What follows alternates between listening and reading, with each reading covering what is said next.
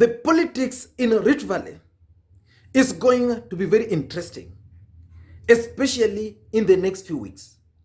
Because yesterday, Gideon Moi officially took over the leadership mantle from the former president Daniel Torotich Moi. Moi was the vice president of this country for 12 good years.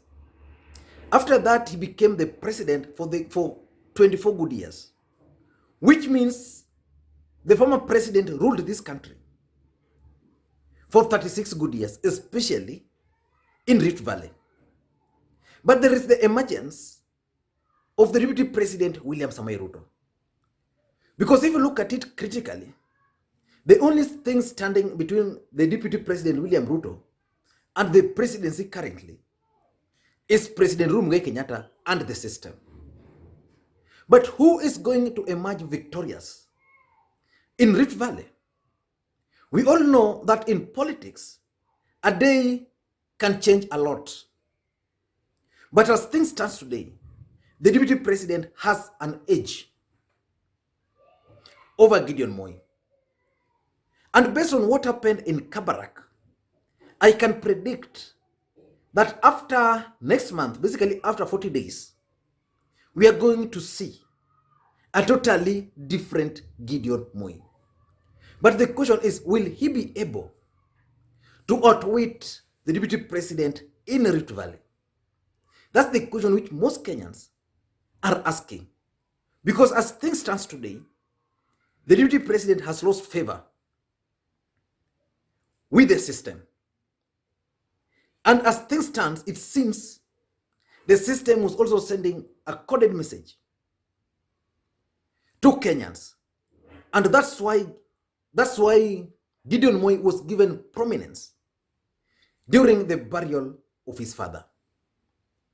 And I'm going to look at that in details in one of my videos, which I think is coming up tomorrow or maybe a day after tomorrow, especially dealing with the ile fimbo ya nyayo yenye Gideon alipewa. And something very interesting also happened in Riftvalley. Kipchumba Murkomen, who is the majority leader at the Senate, was not allowed to speak. He's one of the key allies of the deputy president. Was it by design? And then Oscar Sudi was also kicked out from the graveyard because those guys claimed that there's no way he could watch Moi being lowered in his grave, while it's the same guy who's been calling Moi's family dynasties. But in my view, I'm interpreting it in a different way. But back to the main subject. Who is likely to win in Riftvalley? I'll bet on the deputy president. But all of them, given a chance, can actually emerge victorious. And a lot of factors are going to play out. But what are some of the advantage the DP has over Gideon Moi? Number one, William Samoei Ruto is currently the deputy president of the Republic of Kenya. That means one thing, that if the people of Rift Valley were to make a choice between Gideon Moi and William Ruto, they'll go for William Ruto. Because William Ruto constitutionally is the second in command and therefore is much closer to the presidency than Gideon Moi. Gideon Moi is just a senator, which means the deputy president can actually become the president of the Republic of Kenya in case the president will not be able to perform his functions as provided for in the constitution. So they'll definitely go for the deputy president. So that's one advantage that Gideon Moi will have to deal with. Number two is the Jubilee Party. In 2013, Uhuru Kenyatta and William Ruto did something to their supporters. They intoxicated their minds with propaganda with the help of Cambridge Analytica. That means their supporters are actually believes in them. So the supporters of Uhuru and Ruto believes in whatever they told them.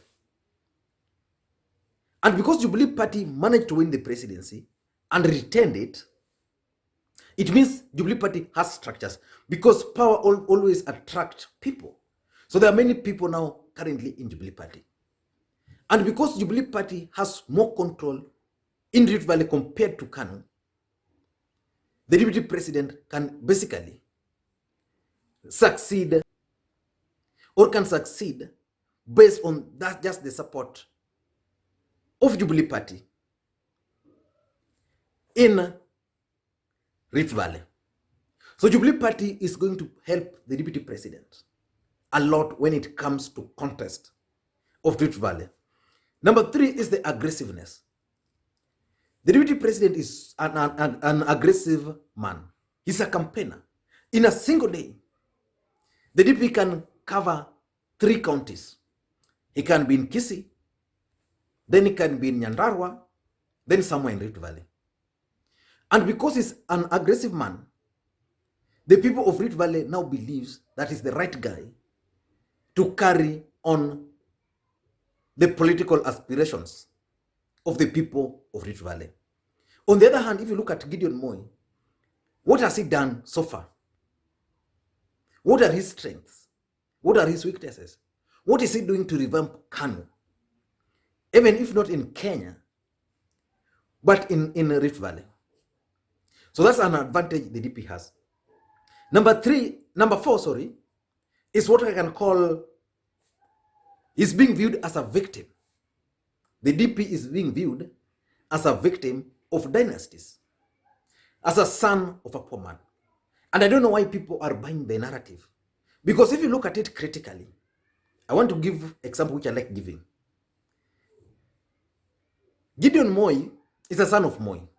And Moi was the president of the Republic of Kenya. So you can ask yourself, when Moi was working hard to become a teacher, where was the deputy president's father, or my father, or my grandfather, so for that matter? Where were they? So basically it meant that Moi worked hard, went to school, he probably walked several kilometers. While he was doing that, you might find that my grandfather and probably William Ruto's father were just around in the village, looking after cows or chasing after women. So you can't now victimize Gideon Moi based on that. And that's basically what Raila Odinga was trying to explain. But because majority of Kenyans are poor, and the biggest population which can be easily manipulated in this country are basically the poor. And William Ruto is not projecting himself as someone who is being fought by the dynasties. You go to Raila Odinga. Of course, the father was a vice president, but for how many years? After that, Jaramogi was under detention, house arrest, and the rest. Raila Odinga himself served in detention for 9 good years. So you can't really say that because the father was a vice president, then he benefited. Because Jaramogi lost a lot under Uhuru, under Kenyatta, and under Moi. But because majority of Kenyans are poor, they are forgetting that Moi was a poor man. Kenyatta, Moi and Kenyatta, who made this country, were poor men. Even Jaramogi was a poor man.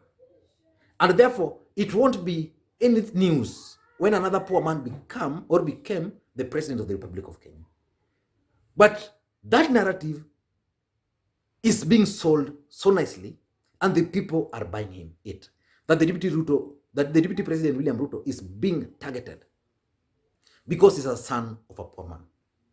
And lastly, resources. The Deputy President has resources. He can launch a campaign in Riftvalley if he decides, in Kenya if he decides, and he won't have any problem as far as I'm concerned, because he has tried that. He's one of the guys who has the new money. Moi family has the old money, but Ruto has managed to acquire new money, and therefore he can match and campaign with that money as long as what he wants politically can be achieved. So because of those, William Ruto has advantage. But what are also the strength of Gideon Moi?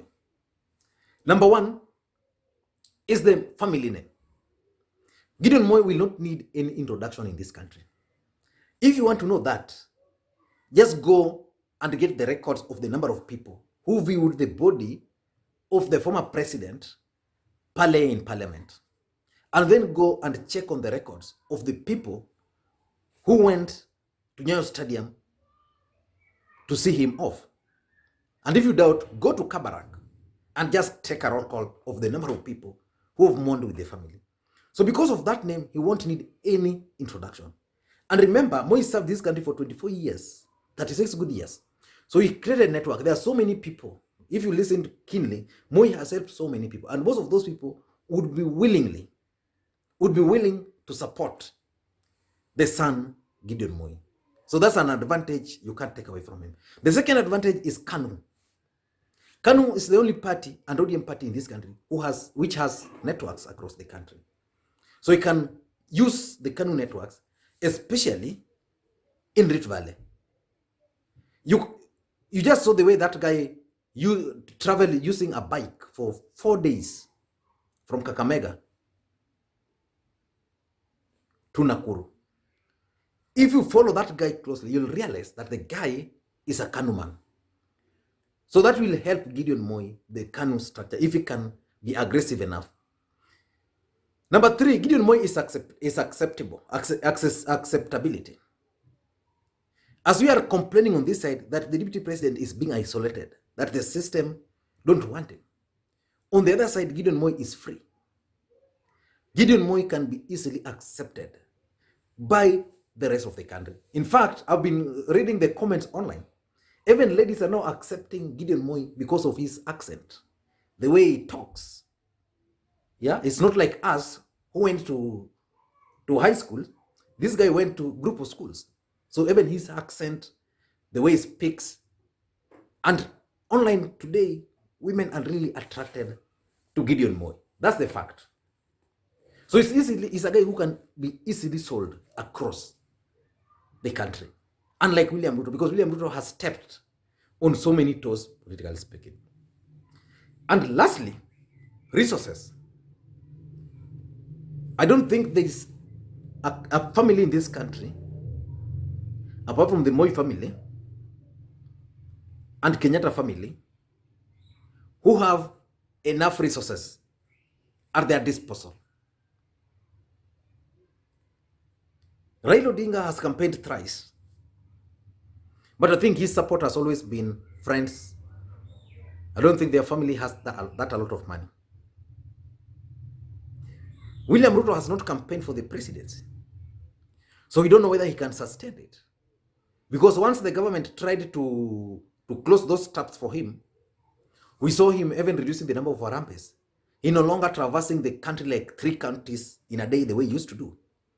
He's only able to do once siku hizi. Like today he was in Kandara. The other day he was in Kirinyaga. So he can only do one in a day. Not like before. So probably he's realized that this guy probably want him to use his money before the general election. But the Moi family, I think they have enough resources. And because Moi worked for several years, he has friends who can donate for him.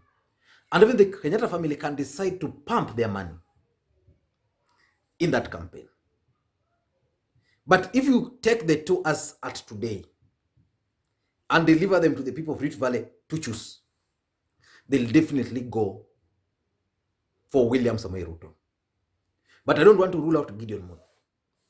I'm going to study him in the next, after 40 days, how he's going to be aggressive. Because in politics, everything is dynamic. Things keep on changing. So the tides might favor Gideon Moi if the system will support him the way the system has been saying, and if it will become very clear to the people of Riftvalley that probably the system or Uhuru Kenyatta is not very keen on William Ruto's presidency. I don't know what you think, but that's my take. I strongly believe that Gideon Moi has a chance in Riftvalley, but he must work extra hard. Thank you guys, and if you are bumping on this video for the first time, I just want you to take a minute or two and hit the subscribe button so that next time you produce a video like this, you get notified. And to the subscribers I want to continue. Thank you guys for your continued support. Just like usual, thumbs up, thumbs down. And those who can comment, drop your comment. Thank you guys, and may you have a good day.